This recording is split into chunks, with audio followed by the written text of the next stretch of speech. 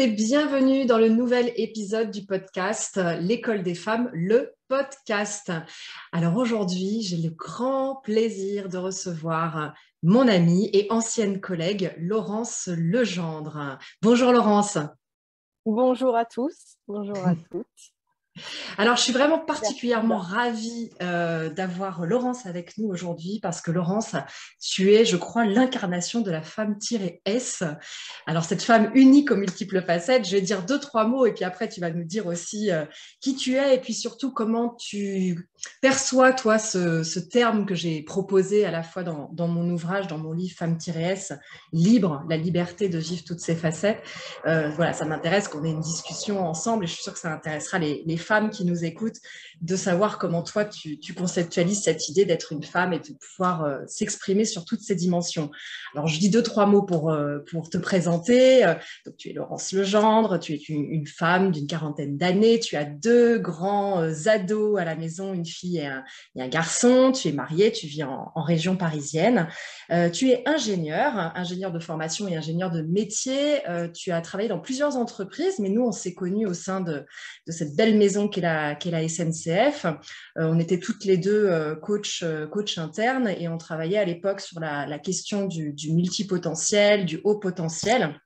Tu es toi-même au potentiel intellectuel détecté. Hein. Tu as passé ce fameux test, la VICE pour les adultes, qui a permis de déterminer ton quotient intellectuel, le fameux QI. Et donc, tu es membre adhérente d'une association, d'une grande association internationale dont j'ai fait partie aussi, qui s'appelle Mensa.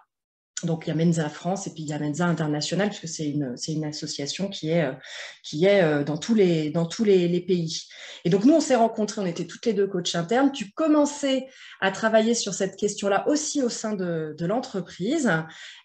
Tu m'avais invitée, j'avais été ravie de commencer à travailler avec toi là-dessus. Et depuis, tu as lancé une communauté incroyable sur la diversité cognitive, douance et zébritude au sein de cette entreprise. Donc, tu auras peut-être l'occasion de nous en parler dans les prochaines minutes. Alors, je continue parce que, à côté de ça, donc, je l'ai dit, tu es coach interne, tu accompagnes des managers et des équipes dans leur transformation. Je crois qu'en ce moment, tu es particulièrement active sur les questions de prévention des risques psychosociaux. Tu es consultante Lean Management. Alors, voilà un gros mot que tu nous expliqueras tout à l'heure. Et puis, tu as été ambassadrice de SNCF au féminin, qui est devenue SNCF Mixité pour promouvoir en fait la place d'abord des femmes. C'était son objet au départ. Moi, j'ai aussi grandement participé à cette belle institution au sein de la SNCF. Et puis, c'est devenu SNCF Mixité de manière vraiment à promouvoir la place de chacun au sein de l'entreprise. Donc, aujourd'hui, je crois que tu fais partie du comité de pilotage. Voilà. Alors, à côté de ça, pour être une femme-S tout à fait complète, tu as aussi créé une association, Envol et vous, qui accompagne les personnes, je crois, dans leur orientation professionnelle, scolaire et professionnelle, parce que je crois que tu accompagnes aussi des adolescents. Et puis, tu es musicienne, tu fais de l'alto. Là aussi, j'ai eu le plaisir de te rejoindre un petit peu, il y a quelques temps, dans un joli orchestre à Versailles, au lycée Hoche de Versailles, et d'amener mon violon à quelques séances. Et j'espère qu'on aura l'occasion de pouvoir refaire ça peut-être sous d'autres formes ou sous cette forme-là, peut-être l'année prochaine. Je sais qu'on en parle ensemble. Voilà. Est-ce que j'ai bien reflété ce que je sais de toi et puis ce que tu m'as dit aussi, est-ce que tu as envie d'ajouter quelque chose ou de corriger quelque chose dans ce que je viens de dire? Non, c'est parfait, Ida. Euh, Effectivement, le comité de pilotage, ma participation au comité de pilotage pour SNCF Mixité, donc on promeut l'égalité homme-femme dans l'entreprise. Je suis au niveau de TGV Intercité, pas au niveau national. Mais Ouais, très bien. Alors, c'est quoi le lean management? c'est quoi le lean management? Quand même, on veut savoir. C'est réduire les gaspillages.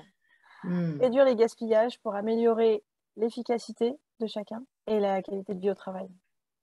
Ok, donc ce n'est pas que de la production. Ah, pas du tout. Pas du tout, non. C'est avant tout éliminer des gaspillages, augmenter la sécurité. Enfin, nous, tel qu'on le prend dans l'entreprise, on est pour augmenter la qualité de vie au travail et augmenter l'efficacité. Ok, super intéressant parce que c'est vrai que moi j'avais une vision très ingénierie productive, Mm. chaîne de production avec voilà le fait en effet d'éviter les gaspillages et d'être le plus comment dire le plus rentable possible, que les KPI soient les meilleurs possibles. J'avais pas trop la dimension humaine dans le lean management et je trouve ça super intéressant du coup voilà que tu nous proposes cette définition avec cette ouverture là. Donc c'est aussi la sécurité, la santé au travail sous tous ces angles.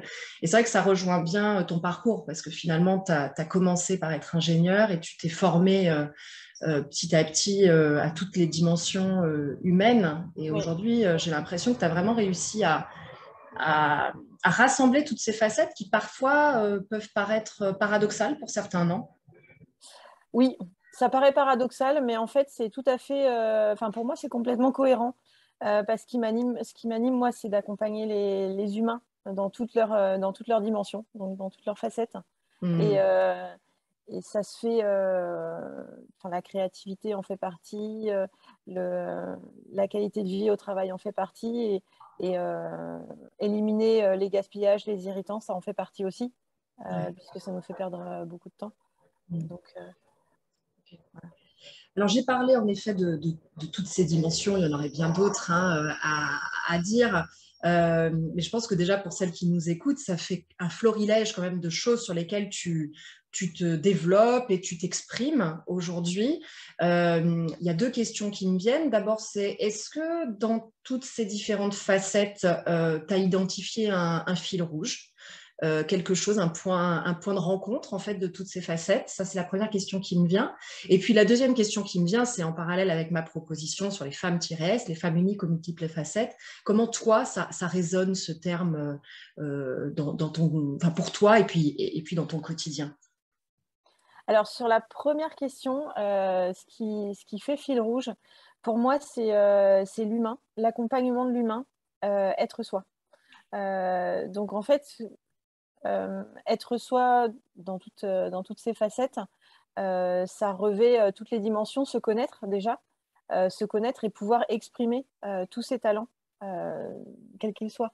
Donc, moi, ce qui m'intéresse quand j'accompagne quelqu'un en coaching ou quand j'accompagne des équipes sur le terrain, c'est déjà voir comment elles se situent, elles, comment elles se connaissent, comment elles peuvent créer des complémentarités ou comment elles peuvent développer, quand c'est de l'individuel, comment elles peuvent développer des facettes qu'elles n'ont pas et qui leur tiennent à cœur. Et, Mmh. euh, et aussi faire le lien entre le pro, le perso. Par exemple, quand on utilise de la créativité, quand j'utilise de la créativité dans du coaching, on peut croire que ça fait un peu... c'est un peu bizarre parfois pour certaines personnes de faire un dessin ou de faire des choses comme ça, mais en fait, ça libère. C'est libérateur. Mmh. Ouais, intéressant. Donc, le fil rouge, c'est l'humain, le fonctionnement humain, le fait de se connaître, le fait de pouvoir et justement exprimer toutes ces dimensions. Ça, c'est OK. OK, OK. Et cette notion, alors, de femme-S, comment ça résonne pour toi? Pour moi, c'est femme aux multiples facettes. Il y en a Donc, une qui est en train de s'exprimer au moment où on se parle. C'est la facette maman, c'est la facette je suis ado, je, je suis là. Et ben oui, c'est ça. C'est ça, c'est ce qu'on est. Et c'est exactement ce que je... Tu sais, c'est vraiment beau parce que moi, de plus en plus, et je crois que le confinement nous a beaucoup permis finalement cette nouvelle autorisation qui est d'introduire finalement notre vie telle qu'elle est, quoi, plutôt que d'essayer de cacher, bah voilà, elle est là. Moi, il m'est arrivé plein de fois en séance de coaching d'avoir ma petite dernière toute bouclée qui présente sa tête ici, là, avec tous ses petits cheveux du haut de ses 4 ans. Et en fait, je crois que c'est ça aussi la possibilité d'être une femme-S, c'est que bah oui, ça fait partie de la vie, un ado qui rentre dans un bureau et un enfant qui est là. Et dans l'école des femmes inspirantes, C'est une remarque que je me suis faite lundi soir, parce que lundi soir, j'ai deux jeunes mamans en fait qui sont rentrées dans le groupe tout récemment. Une dont le petit bébé a 6 mois Mmh. et l'autre dont le petit bébé a pardon, l'une c'est 6 mois, oui c'est ça, et l'autre 6 semaines. Et donc, il y avait celle qui est maman de 6 semaines qui avait son bébé au sein et celle qui a le bébé de 6 mois, il dormait ou alors il se réveillait puisque bon voilà, il n'a pas encore tout à fait son rythme. Et, euh, et en fait, j'ai repensé à un truc, excusez-moi, je fais distorsion, mais je pense que c'est en lien avec ce qu'on est en train de dire sur les femmes qui restent, donc je le dis. Mais ça me fait penser à la vision que j'avais eue, et ça rejoint ce que tu disais sur la créativité, sur le dessin, sur la possibilité d'aller utiliser des outils de visualisation pour créer ensuite du concret et quelque chose qui existe. Donc moi, en l'occurrence, je suis en train de vous parler de l'école des femmes inspirantes, c'est cette école que j'ai créée pour accompagner les femmes dans leurs projets de vie pro et perso. Et en fait, la première vision que j'avais eue, c'était une vision d'un cercle de femmes avec leur bébé en bas âge et qui prenaient ce temps pour réfléchir à leur projet et vivre toutes leurs facettes. Et en fait, je les voyais en cercle avec leur bébé dans les bras. Et j'avais eu les larmes qui m'étaient montées aux yeux. D'ailleurs, tu vois, en le redisant, ça m'émeut à nouveau. Parce que je me dis, mais c'est ça, en fait. C'est ça. C'est pouvoir être cette femme dans toutes ses dimensions. La mère, la professionnelle. Là, en l'occurrence, ces deux femmes, celle dont le bébé a 6 mois, elle est en train de passer des concours pour devenir professeure au lycée. Elle est juriste et en fait, elle opère cette reconversion professionnelle. L'autre est chef d'entreprise à un magnifique magasin à la Madeleine de vêtements de luxe pour hommes. Et donc, elle a son bébé de 6 mois, donc elle continue aussi à travailler. Et voilà, je dis, c'est ça. Toutes les facettes, c'est, je peux être là, en train d'être dans un cercle de femmes, en train de discuter. Je peux être en train de tourner un podcast et avoir mon ado qui vient me demander les écouteurs. et c'est OK, quoi. Voilà. Donc, merci Laurence pour cette... voilà. Chacun dans la réalité des Exactement. Et donc, du coup, je te laisse la parole, femme Thérèse, pour toi. Alors, femme-S, pour moi, c'est pouvoir se donner la liberté et l'autorisation d'explorer ses facettes et de les vivre aussi. De se poser les questions de ses propres besoins, d'aller au-delà parfois des courants de pensée qu'on peut nous imposer, et vraiment se poser les questions et s'autoriser. Pour moi, c'est ça, les femmes. La question de l'autorisation, tu peux aller tu voudrais aller un petit peu plus loin là-dessus, parce que je trouve ça tellement important, cette question-là. Je trouve que on nous en a tellement pas parlé. Bon, maintenant, c'est quelque chose que j'entends plus parce que je pense que c'est une notion vers laquelle je me suis rapprochée petit à petit ces dernières années. Et je trouve ça tellement important. Si tu voulais en dire deux mots aux femmes qui nous écoutent, qu'est-ce que tu dirais sur l'autorisation? Alors, pour moi, c'est prendre conscience des schémas de pensée qu'on nous a un peu inculqués. Une femme, elle doit faire ça. Elle doit s'occuper de ses enfants, avant tout. Ça doit être la priorité. Elle doit leur faire bien à manger. Elle doit avoir des enfants qui sont parfaitement bien habillés, coiffés, qui doivent avoir des bons résultats à l'école, qui doivent... c'est tout ce qui est autour de l'image, en fait, pour moi. Tout ce qui est autour de l'image. L'image un peu de la famille d'Épinal, en fait.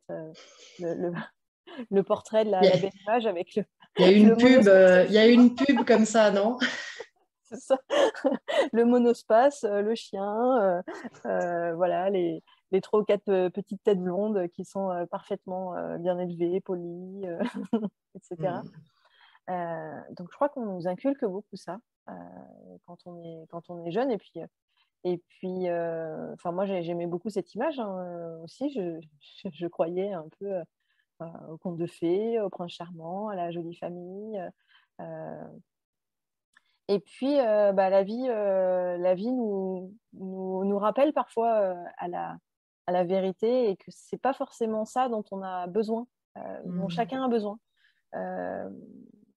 Moi, je me suis rendu compte que il y avait des choses qui me demandaient beaucoup trop d'énergie par rapport aux résultats. Après, et c'était pas si grave si mon enfant, je le déposais à la crèche et qu'il n'était pas parfaitement parfaitement bien habillé, avec le nez qui coule pas, parce que les enfants ont toujours le nez qui coule, tout ça. Donc, quand je le récupérais, il était parfait, hein, il me le rendait parfait. Parfait. Mais quand je déposais, voilà, ça c'est une première autorisation de ne pas avoir l'enfant parfait. Euh, et je me suis perdue. Dans toutes les autorisations, j'imagine que pour faire tout ce que tu fais aujourd'hui, il y a eu un moment où est-ce qu'il y a eu un moment où tu t'es posé des questions et que tu t'es autorisé, ou est-ce que finalement, tu t'es jamais posé de questions et puis c'est à la fin, tu vois, c'est a posteriori, tu peux regarder et dire, ah oui, je fais tout ça, en effet. Voilà. Est-ce que c'est passé par un processus d'autorisation ou pas? Oui, c'est passé par un processus d'autorisation à se dire, est-ce que ça me convient? Est-ce que ça, Ouais. c'est une croyance? Est-ce que je pense vraiment que si mon enfant est bien coiffé, enfin, je reprends toujours cet exemple-là qui est un peu bête, mais est-ce qu'il sera plus heureux, plus autonome dans la vie? Qu'est-ce que moi je veux? Et sur quoi je suis prêt à passer, qui me nécessite trop d'énergie par rapport au résultat qui est escompté. On en revient encore à la notion de lean management et de gaspillage, en fait. Tu vois, je fais lien avec ça, avec l'énergie qu'on peut y consacrer. Et alors, dans le lean management, c'est la vision client. Est-ce que mon client a besoin de ça? Et là, c'est pareil, en fait. Est-ce que moi, j'ai vraiment besoin, envie de ça? Ou est-ce que c'est une image qu'on m'a inculquée et que pour moi, c'est pas ce que je veux. Ouais. Ça me paraît fondamental cette question-là. Est-ce que moi j'ai Encore aussi. vraiment besoin de ça? Est-ce que c'est On- l'image que ça reflète? Est-ce que c'est le statut? Est-ce que c'est ce qu'on me dit de faire? Est-ce que j'ai fondamentalement besoin de ça? Ça me paraît vraiment très Et, très important. et dans notre société où le statut est très très important, surtout quand on a fait des études d'ingénieur, par exemple, c'est bien d'être arrivé à un certain statut dans l'entreprise au bout d'un certain nombre d'années. Euh, dans notre société qui est quand même issue du patriarcat, c'est pareil aussi, il y a des images par rapport à ça et des, des, des choses qui sont bien de faire euh, Mm. vis-à-vis de la société, qui sont à re-questionner. Est-ce que ça me convient? Est-ce que ça ne me convient pas? Et si ça ne me convient pas, qu'est-ce qui me convient? Et qu'est-ce que je me donne comme autorisation? Ouais. J'ai l'impression que c'est un mouvement quand même de plus en plus actuel. Alors, est-ce que c'est vrai que bon, moi je baigne dedans et c'est mon métier, donc parfois quand on est dedans et qu'on fait ça tous les jours parce que c'est sa profession, on a une image un peu déformée. Est-ce que toi aussi tu partages, toi qui navigues aussi dans les organisations, qui côtoie beaucoup de gens de divers environnements, intéressés par le développement personnel pour certains, mais certains pas du tout. Est-ce que tu as l'impression que c'est un mouvement de fond de revenir à ces questions-là sur finalement l'essence, le sens, re-questionner nos processus, ou tu sens que ça résiste encore beaucoup? Ah non, je pense que c'est vraiment un mouvement de fond. Hmm. Mais après, j'ai peut-être pas forcément le bon Oui, spectre toi critique aussi non tu plus, parce baignes que dedans, toi aussi tu baignes oui, dedans. oui. Mais Ouais, tu enfin, côtoies quand même aussi beaucoup de gens enfin, que tu amènes à ces sujets-là et qui ne sont pas nécessairement sensibles de nature, on va dire, ou en tout cas pas de nature, mais de connaissance. Et donc voilà, est-ce que quand tu vas, par exemple, dans les établissements ou avec les collègues, est-ce que tu sens que là aussi, il y a une écoute peut-être différente d'il y a quelques années sur ces sujets-là? Euh, ça, je suis incapable de le dire parce que moi, dans ma c'est ça. posture, j'ai aussi changé. Donc, Mm. et j'ai changé aussi ma vision des choses. Mm. Forcément, j'ai grandi, Oui, bien entre sûr, bien guillemets. sûr. Ouais. Donc, je suis incapable de Ouais, d'évaluer le discerner changement des certaines conversations ou choses. les Oui. intérêts, oui, parce que c'est vrai qu'on rencontre aussi du coup, les gens qui peuvent être sensibles à là où on en est, au Oui. moment où on en est aussi, Et ouais, c'est vrai. les personnes que je rencontre, que ce soit via via la communauté Douance ses hébritudes ou via le coaching, c'est des gens qui sont déjà dans une démarche. Qui sont sensibles à ça, oui, tout à fait. Qui sont Ouais, ouais, sensibles à une démarche personnelle, à se poser des questions, etc. ouais. Donc, Ouais. c'est... Alors justement, quand on est dans une grande entreprise comme est la SNCF, alors je ne sais pas si ceux qui nous écoutent travaillent dans des grands groupes, etc. Mais voilà, quand on est dans des grands groupes comme ça, il y a quand même des codes, il y a des choses qui sont possibles, des choses qui sont possibles, mais plus difficiles à mettre en place. Donc, ça m'intéresserait de savoir quand on monte un truc comme Douance ses hébritudes, qui donc met en avant la diversité cognitive, etc. Dans un groupe comme la SNCF, comment ça se passe euh, et puis voilà, comment on crée le mouvement, quoi. Parce que je pense que ça peut être inspirant pour d'autres qui se disent, oh là là, mais moi je suis une toute petite fourmi dans la fourmilière, hein. La SNCF, c'est 200 000 personnes au niveau du groupe, mais il y a d'autres personnes qui travaillent peut-être dans des grandes entreprises, Air France, Safran, je ne sais pas, voilà, Bouygues Télécom, etc. Et puis même quand on est dans des endroits plus petits, hein, peut-être des PME, 100, 200 personnes, on peut se dire, bah voilà, moi je suis une personne au milieu de tout ce monde-là, et pas avoir, ou avoir peur, ou se dire, bah non, c'est pas la peine, c'est pas moi qui vais changer les choses. Et toi, tu oses créer Douance ses hébritudes. Donc, Oui. est-ce que tu peux nous dire comment ça se passe, quoi, Alors, quand on se lance dans un truc comme ça? quand on se lance dans un truc comme ça, déjà, il faut avoir envie. Il faut être motivé, avoir envie de faire connaître la diversité cognitive au plus grand nombre, avoir aussi les outils qu'il faut. Nous, on a un groupe Yammer, enfin, comment ça s'appelle, un ERG. Un groupe de partage, Ouais, enfin. enfin, on a les moyens au sein de l'entreprise de créer des groupes Yammer, c'est comme des groupes Facebook, mais en interne dans D'accord. notre entreprise. Ok. Donc, il y a les moyens disponibles pour le faire. On peut être en autonomie pour créer. Et puis, avoir un environnement, en fait, Hmm. qui t'aide. Euh, là, en fait, j'ai eu la chance d'avoir un mentor, d'être mentorée par une personne de l'entreprise. Et c'est ensemble qu'on a souhaité lancer cette initiative. Hmm.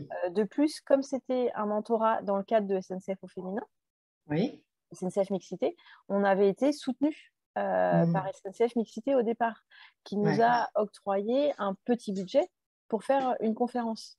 Donc, c'est vrai qu'avec tous ces ingrédients, que ce soit l'envie, la motivation, les outils qui étaient disponibles, qui nous nécessitaient, en fait, ça ne nécessite aucun investissement, et puis le soutien du groupe, enfin, des soutiens personnels engagés là-dedans, qui y croient. Je pense que c'est les trois ingrédients pour oser se lancer. Ouais. Après, il Envie, y a soutien, outils. Et alors, quand tu dis ça nécessite aucun investissement, je pense qu'on pense souvent à l'argent. C'est-à-dire qu'on se dit non, je ne peux pas me lancer parce que j'ai pas l'argent. Moi, je vois au moins deux autres ressources quand même qu'on a et qui sont disponibles, voilà, tout de suite. C'est le temps. Mm. Le temps et l'énergie. Et tu as dit, voilà, déjà, il faut avoir l'envie. Donc, déjà, l'énergie que je vais pouvoir mettre à ce projet, le temps que j'ai envie d'y consacrer, donc ça devient une priorité, en fait. Et puis ensuite, bah, par le soutien, bah, voilà, on s'en rend compte, là, bah, du coup, en parlant, tu tires un fil, SNCF au féminin te donne du budget, te donne du cadre aussi avec certains outils, et c'est parti, quoi. Alors, le temps, pour moi, le temps, c'est un peu un faux problème, entre guillemets, Mhm. parce que ça ne nécessite pas forcément beaucoup de temps. Euh, Certes, on a fait une présentation pour présenter ça à notre sponsor, SNCF au féminin, mais on l'a faite le soir, le week-end.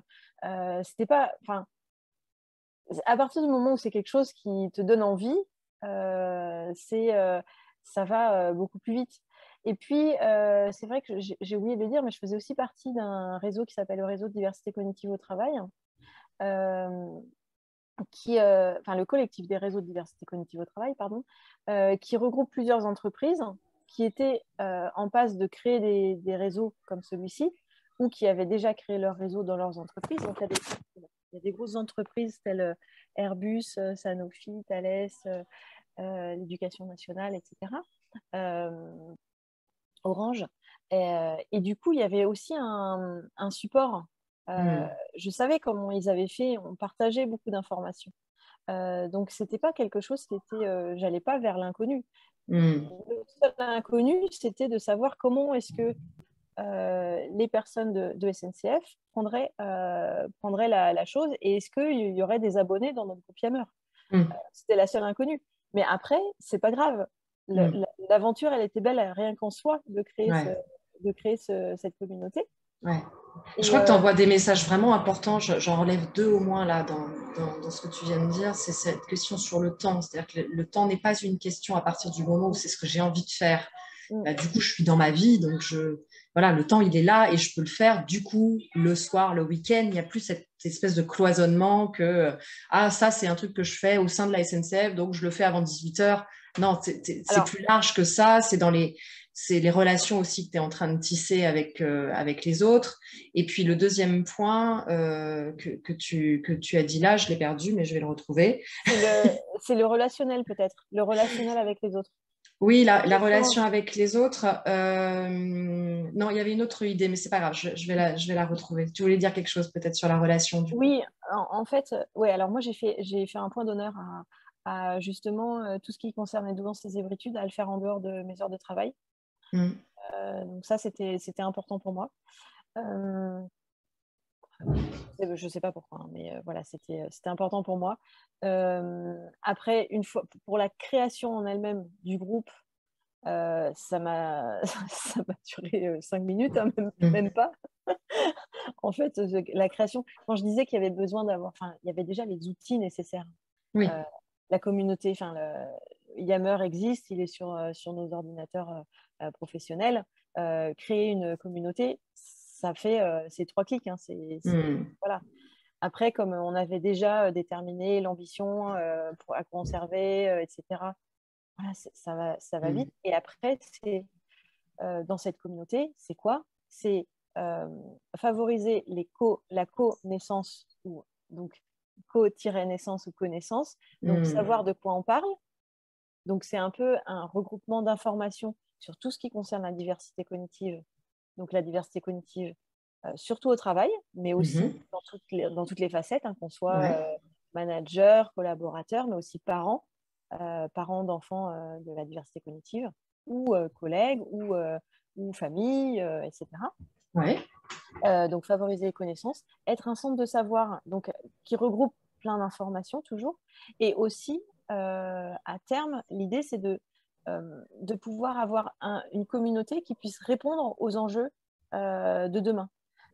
Donc, un peu avoir un think tank où on puisse solliciter des personnes sur des sujets particuliers.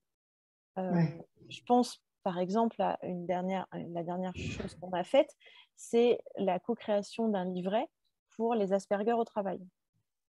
Donc, en fait, j'ai identifié dans mon job du quotidien un cas de souffrance d'une personne qui était pas en cours de diagnostic Asperger, mais pas complètement, pas encore diagnostiqué Asperger, et pas encore, comment est-ce qu'on peut dire, estampillé au niveau de l'entreprise, parce que Asperger, c'est un trouble où on peut être reconnu comme travailleur handicapé. Dans les entreprises, à partir du moment où on est travailleur handicapé, on a droit à certaines choses, à certains accompagnements. Pour cette personne, ce n'était pas le cas, puisqu'elle n'était pas encore reconnue travailleur handicapé Asperger. Du coup, c'était très difficile dans son entité pour communiquer avec ses collègues, communiquer avec son manager. Et du coup, on a eu l'idée de faire un livret pour que tout le monde se comprenne mieux, pour que les collègues comprennent ce qui se passe quand on est Asperger et comment est-ce qu'on peut mieux travailler ensemble. En fait, on parle d'intégration, hein, mais d'intégration de toutes les différences, quelque part. Et puis, avec des petits tips. Donc, pour ça, on a fait appel à la communauté Douance et Hébritudes en disant qui est-ce qui a envie de bosser là-dessus. Et on s'est fait des petits groupes de travail. Ça a duré un peu longtemps, ça a duré 1 an à peu près.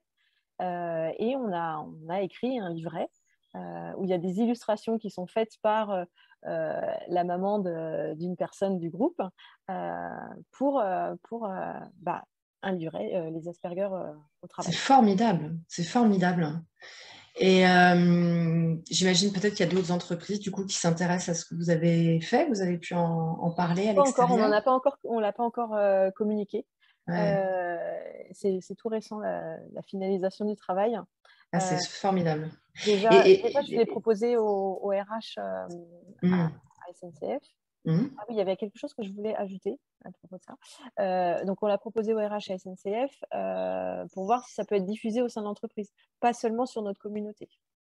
Ouais, c'est ça. Là, ce qu'on voit aussi, c'est que vous travaillez en local, vous faites ce que vous avez à faire sur vos sujets, vous commencez à rayonner du coup sur un cercle qui est autour de votre communauté, et puis ensuite vous faites un pas plus loin qui est de sortir du cercle et d'aller vers l'institution en fait, hein, donc là plutôt la direction des ressources humaines par exemple, et puis plus largement, si ces travaux-là, ils peuvent parler aussi en inter-entreprise, notamment dans l'institution aussi dont tu parlais, qui regroupe plusieurs entreprises autour de ces sujets-là. Et on voit en fait, voilà, comment est-ce qu'on agrandit ces cercles d'influence. Mais en fait, au départ, ce que je trouve intéressant là, c'est qu'on se rend compte avec ton exemple que vous n'étiez pas déjà en train de vous poser la question de ah là là, comment est-ce qu'on touche le monde entier, hein. Vous étiez déjà en train de faire ce que vous aviez à faire, donc travailler sur le fond, rayonner autour de votre communauté. Et puis ensuite, petit à petit, et c'est là, je pense, que tu as parlé, j'ai retrouvé mon idée sur l'aventure, tu disais.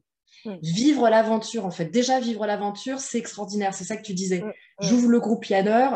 Bon, qu'il y ait 10 000 personnes ou 3 personnes, en fait, c'est pas grave. mm. Toute l'émulation intellectuelle que vous avez eue, les échanges que vous avez eus pour poser les jalons de qu'est-ce que pouvait être devant ces hébritudes, les réflexions que vous avez eues sûrement sur ce sujet autour des Asperger dans le travail, etc.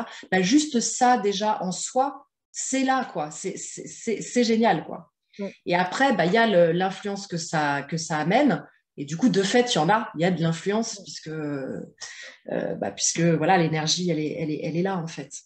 Ouais, ce que je voulais ajouter à l'idée que j'avais, c'est euh, et puis c'est un peu un conseil aussi, on a osé se lancer Ouais, sans avoir l'accord de l'institution. ouais, Euh, Ça, très important. donc Oui. c'est une initiative individuelle, c'est une initiative personnelle. C'est aussi pour ça que moi, je ne m'autorisais pas à traiter ce sujet dans mes heures de travail. C'est vraiment Hmm. quelque chose d'annexe, Hmm. mais Oui, au service intéressant. quand même de l'entreprise. C'est Euh, ça. donc ça, C'est ça, et tu l'as dit tout à l'heure. Tu t'as dit, voilà, on est dans comment est-ce qu'on contribue à l'évolution de l'entreprise, à ce que l'entreprise a à faire, etc. Tu l'as dit tout à l'heure dans vos 3 ambitions. parce que pour moi s'intéresser à la diversité cognitive, c'est un levier de performance, avant tout. Hmm. Si les personnes se connaissent mieux, elles vont être plus engagées. Il y aura moins, enfin après, je ne vais pas faire la démonstration au niveau RSE, hein, mais il y a moins d'arrêt de travail, moins de démotivation, plus d'engagement. Euh, et puis, on peut aussi attirer des talents. Ouais. Voilà. Enfin, c'est très... Est-ce que pour conclure sur ce très- sujet-là, et qui va être en lien d'ailleurs avec le thème que j'aimerais ouvrir juste après, est-ce que tu peux juste nous dire ce que c'est la diversité cognitive? Parce que du coup, là, on en parle, on n'a pas nécessairement défini. Est-ce que Alors, tu peux nous dire en quelques mots ce que c'est que la diversité cognitive pour nos la auditrices? diversité cognitive, c'est une différence cognitive qui est invisible, mais qui a des impacts au niveau, je dirais, comportement. Hmm. Euh, et c'est prouvé. Ça regroupe plusieurs aspects, plusieurs troubles et plusieurs choses qui ne sont pas des troubles.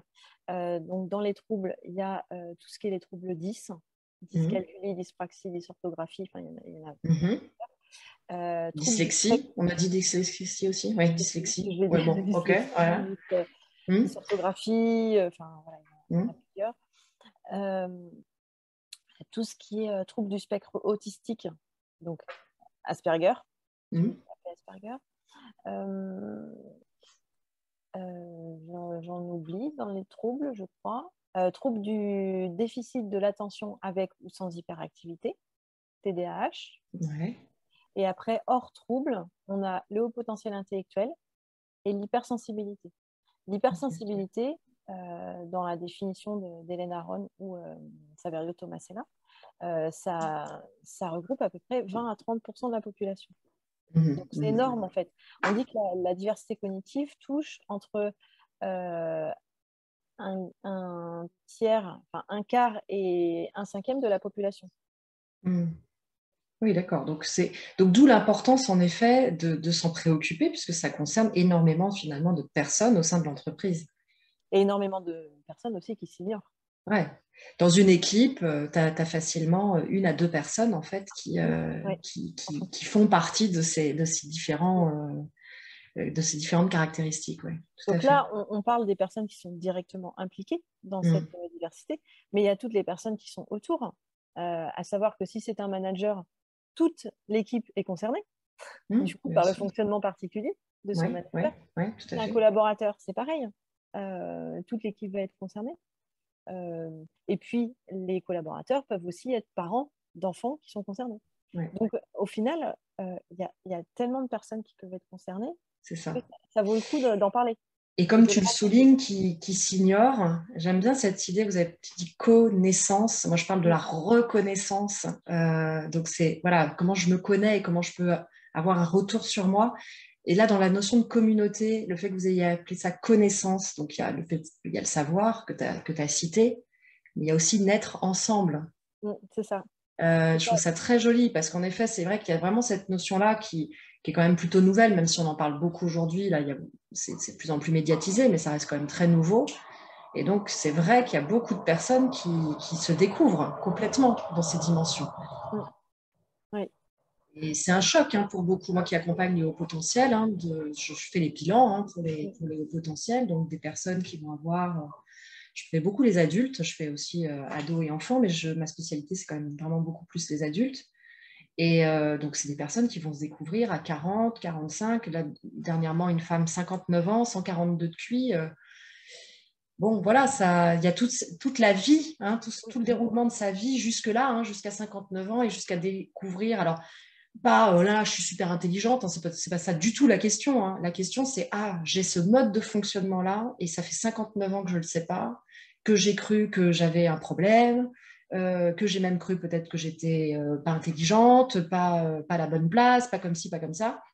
Ça, voilà, c'est vraiment cette question, oui, de naître, être. Il y a aussi être, le verbe être, tout simplement, dans cette notion-là, et renaître, oui, à soi, en fait.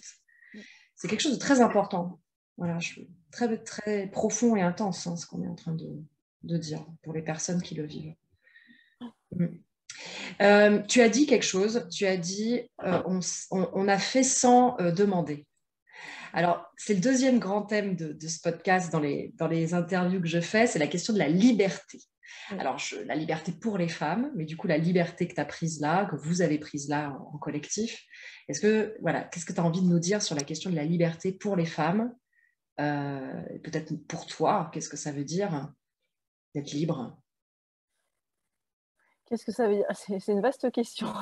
Ouais, c'est bientôt le bac philo. Je ne sais pas, dans les réformes, là, non, ils n'ont pas encore passé le bac philo. Non, là. Ils ne l'ont pas encore passé, c'est bientôt. Ça arrive, voilà. Donc, vous avez 2 heures, Madame Legendre. Ouh là là, et puis la philo, c'était pas ma 4 matière. 4 heures, on avait 4 heures. 4 heures, vous avez 4 heures, Madame Legendre.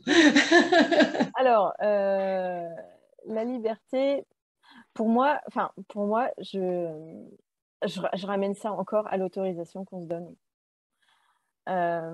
C'est voir et se donner les autorisations d'aller là où spontanément on ne nous attend pas forcément.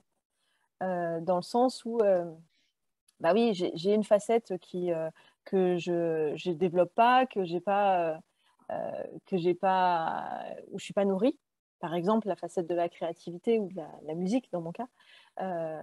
Qu'est-ce que je me donne comme liberté et comme autorisation pour rogner sur mon temps, sur d'autres choses, pour nourrir cette facette-là. Comment tu fais, d'ailleurs, au quotidien? Je sais pas si j'ai répondu à la question. Si, bien sûr. Mais d'ailleurs, voilà, concrètement, comment tu fais au quotidien pour faire tout ça? Je pense que c'est aussi une question très concrète, très pragmatique. Moi, je sais que les objections souvent que je reçois de la part des femmes que je vois, c'est moi, je peux pas, j'ai des enfants, j'ai ceci, j'ai cela. Il y a toujours quelque chose qui passe avant, tu vois. Et on a l'impression que toi, mais je me reconnais aussi là-dedans, voilà, il y a pas de problématique de quelque chose qui passe avant. Tout est faisable, en fait, dans ce temps qui nous est imparti, dans ce réceptacle de minutes, de secondes qui nous est imparti. Donc, comment tu fais concrètement? Ça Alors, marche comment au moi, déjà, quotidien? mes enfants c'est des ados. Ouais. Ça change beaucoup. Ils sont autonomes, ils font beaucoup de choses et ils ont aussi besoin de leur tranquillité, je dirais. À 14 et 16 ans, on n'a pas besoin d'avoir maman tout le temps. Mmh. Je m'autorise à pas être parfaite sur les repas Mmh. Mmh. parce que c'est vrai que quand ils étaient plus jeunes, je faisais très très attention à faire des légumes frais, du bio, etc. Bon, aujourd'hui, je vais laisser parfois mon grand faire des pâtes parce que ben, je le laisse aussi. Ce sera un adulte responsable et autonome plus tard. Je ne vais pas tout lui mâcher le travail. Mmh. Donc, il faut aussi qu'il s'entraîne. Mais même la plus jeune, hein, ils ont aussi accès à la cuisine comme moi. Mmh. Mon mari aussi. Enfin, je suis pas la personne seule responsable Désigné. désignée d'office. Désigné volontaire. C'est ça, pour gérer tout. Alors, moi, j'ai pas de famille hein, qui m'aide au quotidien. Ça a toujours été un gros sujet pour moi. Mais bon, c'est comme ça. Les enfants, il faut aussi beaucoup d'activités. Mmh. Euh, donc, ils savent aussi que maman fait aussi des activités. Donc, je fais du théâtre d'impro, je fais de la musique. Et ben, ce sont mes activités. Eux, ils ont leurs activités, le hand, la musique, etc. Euh, voilà, chacun, on a Mmh. tous nos parts externes. Ouais. Et il y a aussi une notion de responsabilité quelque part où c'est pas juste moi qui prends la responsabilité pour tous. Ouais. Ouais. Il y a un peu un partage des responsabilités. Euh, si je vous donne un exemple, la chambre de mon fils, c'est un bazar. J'ai passé des années à lui crier dessus euh, pour qu'il range sa chambre, etc. Aujourd'hui, j'ai abandonné parce que je me suis dit, c'est pas cette relation que je veux avec mon fils. Dès que je Mmh. lui parlais, c'était pour lui dire de ranger sa chambre. Ouais. Aujourd'hui, il est en terminale. S'il veut pas ranger sa chambre, tant pis pour lui. Moi, je n'y vais pas. Et C'est son espace de vie. c'est son espace de vie. Ouais. Et c'est un peu des petits trucs que j'ai trouvés Et tu fermes la porte. pour me libérer un peu de cette charge mentale. C'est marrant ce que tu dis là parce que tu vois, je travaille à domicile depuis le confinement et puis depuis que je suis indépendante, ce qui n'a pas été le cas pendant 15 ans où je quittais la maison comme toi à 7h30, 8h et je rentrais à 7h30, 8h. Donc, de toute façon, voilà, je ne voyais pas grand-chose de ce qui se passait à la maison, mais j'ai eu un moment où j'étais très obsessionnelle sur le fait quand même que quand je rentre, je voulais que tout soit parfait. Ça a été vraiment un truc, mais je pense que c'était un symptôme hein, de besoin de contrôle et de besoin de maîtrise en tant que jeune maman et tout ça. Et du coup, il y a des trucs, ça me rendait dingue, quoi. Je voyais une miette, enfin bon, bref, c'était un peu très symptomatique, quoi. Et j'ai lâché prise. Alors, tu as dit abandonner, moi je dis plutôt lâcher prise Ouais, parce que c'est c'est ça, une c'est vraie exactement. décision, et c'est pas dans un renoncement, en fait c'est être totalement ok avec ça. Donc j'aime bien l'idée plutôt de bon bah voilà, c'est là, ça existe, hein, je fais pas, je sais que ça existe en fait, mais je décide juste de pas m'en emparer en fait. Oui, c'est ça, c'est Et ça. Je suis complètement d'accord. C'est conscient, en hein, fait. C'est une voilà, c'est démarche ça. consciente.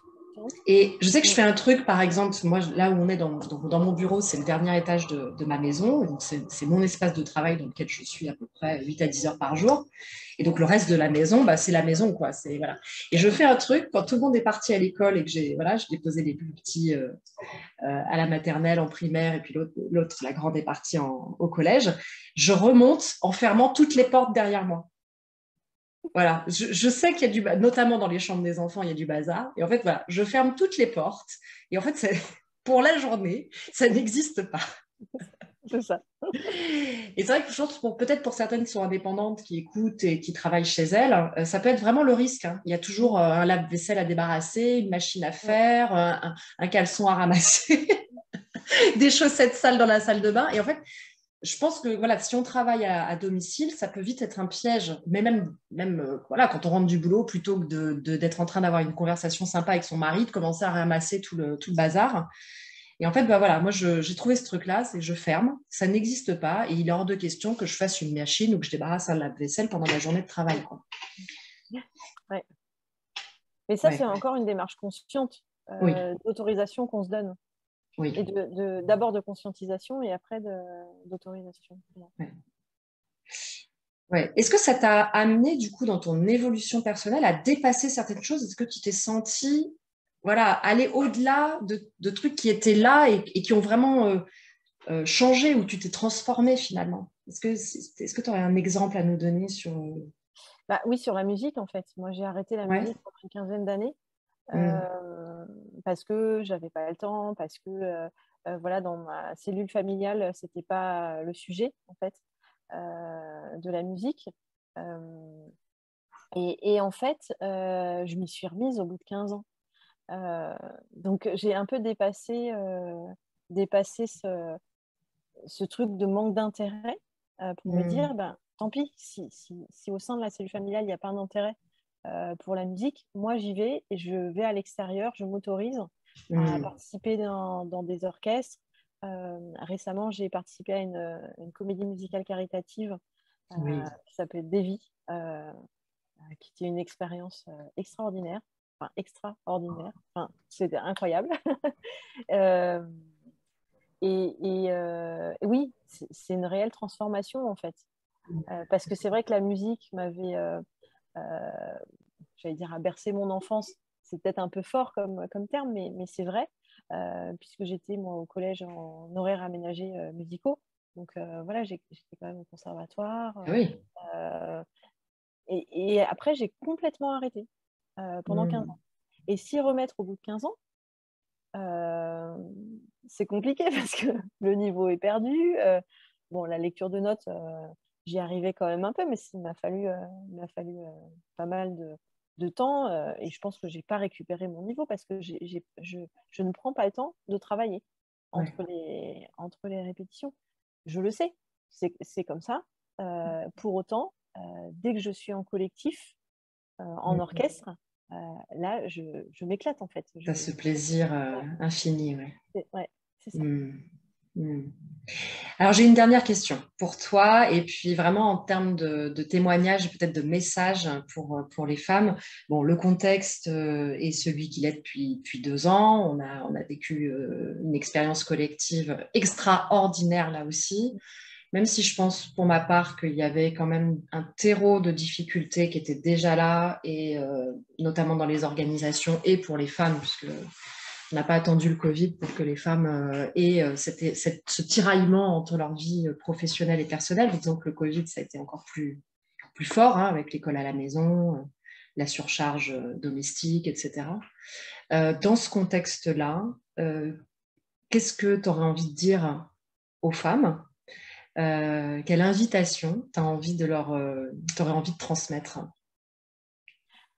Pour moi, c'est oser vous découvrir, vous connaître et oser, alors je ne vais pas dire déployer toutes vos facettes, mais oser, parce que sinon je fais un peu une copie de Ouais, mais tu peux. motive, euh, oser libérer votre potentiel, Ouais. oser se libérer soi-même, découvrir toutes ces facettes et oser les vivre, parce que la vie passe vite en fait. Ouais. Donc, tu dis au-delà de ce qui peut bien se passer à l'extérieur et de ces crises successives, puisque bon, bah voilà, là, il y a aussi le conflit en Ukraine, Mm. un nouveau virus du singe qui est Ouais. arrivé. Donc, tu dirais, voilà, libérez votre potentiel, osez, ayez de l'audace. Mm. Au-delà du contexte extérieur, c'est une invitation à y aller, quoi. Oui, à y aller et en même temps en se protégeant justement de toutes ces agressions extérieures. Ouais. Euh, moi, en tant que, alors je sais pas si c'est sur ma facette HPI ou ma facette hypersensible, tout ce qui est conflit, virus, tout ça, ça m'atteint beaucoup. Donc, j'ai choisi de ne pas. Alors, déjà, j'ai pas de télé depuis des années. Je regarde je regarde jamais les informations. J'écoute un peu des informations succinctes, voilà, à la radio le matin. C'est ça. Je ne vais pas m'informer sur toutes les misères du monde. Oui. J'essaye plutôt de me connecter à la nature, à ce qui va bien, à des réussites. Voilà. Voilà. Et ce qui n'est pas se voiler la face, tu sais très bien ce qui se passe. Et moi, je fais comme toi depuis quelques années aussi.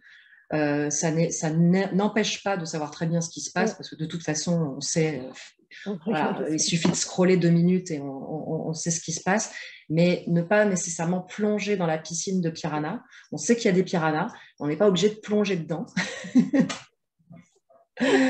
Ouais. Je leur file du pain pour qu'ils s'occupent entre eux. Et puis, voilà. Et puis je vaque à mes occupations. J'aime beaucoup cette idée de protection, audace et protection. Je donne souvent l'exemple du saut en parachute. Hein. On peut se donner cet objectif-là d'adrénaline, avoir envie de faire ce grand saut, quoi. Et pour autant, on ne sautera pas de l'avion sans avoir son équipement, sans avoir vérifié que la manette fonctionne et éventuellement sans avoir quelqu'un en binôme pour nous accompagner si c'est tout nouveau et qu'on n'a jamais fait, quoi. Ouais. Dans une bonne préparation, en fait. Dans une bonne préparation. Et donc voilà, et je trouve que c'est... Moi, j'aime beaucoup travailler sur les paradoxes. Je travaille beaucoup là-dessus avec les femmes de l'école des femmes inspirantes.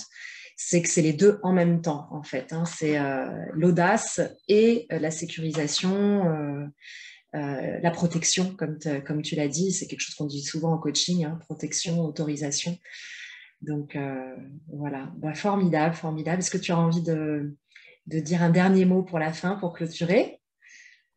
Oser être soi et se faire accompagner. Je pense que ça, c'est important. Ouais. Se faire accompagner par des professionnels et par des personnes inspirantes, par un environnement bienveillant. Et on est toutes les deux passées par là, donc c'est... Qu'est-ce que tu disais? Et virer les personnes qui nous bouffent de l'énergie. C'est sortir du panier de crabe, hein, qui vient s'accrocher à nous pour nous empêcher de sortir. Ouais, tout à fait. Oui, et tu dis ça en connaissance de cause. Hein, quand on vous dit ça, évidemment, on est accompagnantes toutes les deux. Vous pourriez penser, ah bah oui, ça y est, elles nous disent de venir les rejoindre, etc. Et en fait, bon, c'est vrai, rejoignez-nous, venez, voilà, envolez-vous, envolez-vous, l'école des femmes inspirantes, voilà, prenez contact avec nous, évidemment, mais aussi parce qu'on a fait ce chemin-là très profond chacune, on s'est beaucoup formé et tout ça, c'est un chemin dans lequel on a tellement appris, tellement grandi, on s'est tellement transformé et ça nous a tellement ouvert de portes que évidemment, on a envie que ce soit possible pour d'autres. Et je crois que c'est ça aussi le rôle d'accompagnant, c'est qu'en général, voilà, quand on est accompagnant, c'est pas par hasard, c'est qu'on a soi-même eu besoin de faire un certain chemin et qu'après, on a envie de transmettre tout simplement. Ouais. C'est ça, c'est exactement ça. Génial. Bah, écoute, merci Laurence d'avoir passé ce bout de matinée avec moi aujourd'hui. Voilà, vous aurez la possibilité d'entendre et de réentendre Laurence sur les plateformes de podcast et puis sur la chaîne YouTube Ida Gennari Alichéry. Et je te souhaite plein de bonnes choses. Belle journée à toi. Merci. Belle journée à toi aussi. À toutes, prenez soin de vous et révélez toutes vos facettes. À très bientôt.